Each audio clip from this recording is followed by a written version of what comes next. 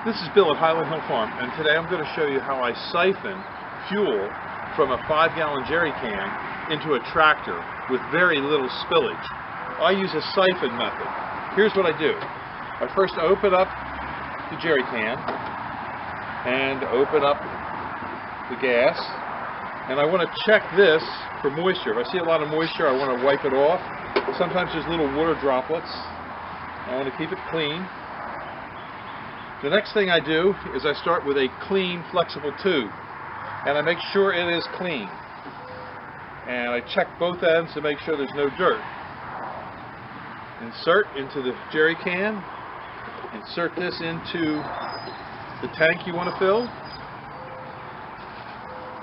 And you can blow on this right here and get the siphon to work, or you can do it like this, and that can work. But I prefer to blow because it gets it right away.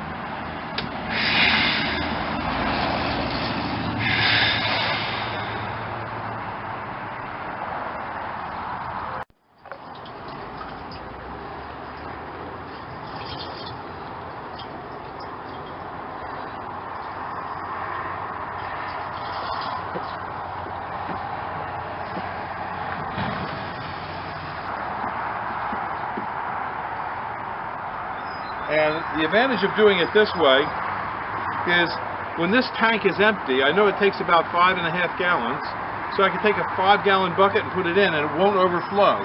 But just in case, I turn the ignition switch on to see the tank level as it's rising, and I can also easily monitor it. It's not like I have to stand 10 feet away and crank something and then come running over and seeing if it's, overfilled or almost filled up to the top. Many times when you're putting diesel in a tank and you're pumping it in, it gets bubbles. And the bubbles can wash out over the sides of the tractor, creating a spill. This is actually a pretty quick way of doing it. It just takes a couple minutes, maybe 2-3 minutes, and this can will be emptied soon. Okay, now all the fuel is out of the tank, or most of it, and it's stopped running. And what I do is I leave it set for a couple seconds. Get all the fuel out. And I do like to wipe this off because I don't like to leave fuel hanging around. So I wipe this end off, and I wipe this end off, and I keep these clean, and it's ready for next time. And we're ready to go with very little spillage. Much better way to do it than to have fuel everywhere. Thank you. This video was produced at Highland Hill Farm. We grow and sell trees and shrubs for privacy. Hi, I'm Marge and you're at Highland Hill Farm. This morning I'm standing beside two of our most popular types of arborvitae. This one is the emerald green, this one is the green giant.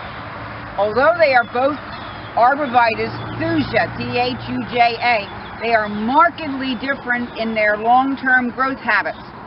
The emerald green will be 3 to 4 feet wide. It will grow quickly to like 10 feet and then more slowly up to 12 to 15.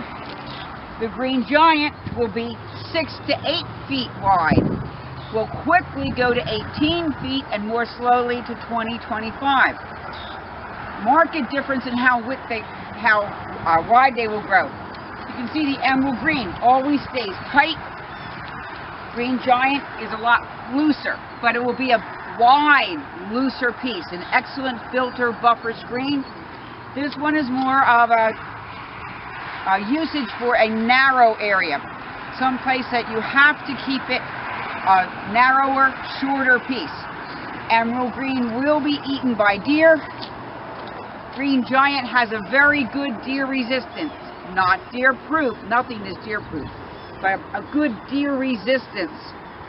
Emerald green likes to sit in full sun, will tolerate a little bit of shade, but should have a good 6 hours of sunlight. Green giant will tolerate much more shade, an hour or two of sunlight and you're good to go. Both will like to sit in full sun. Emerald green likes a little bit drier location. Green giant will tolerate a little bit more wetness. Thank you. This is Highland Hill Farm, 5275 West Swamp Road, Fountainville, PA. This video is brought to you by Highland Hill Farm. We grow and sell screening and buffering trees for privacy and sound barriers.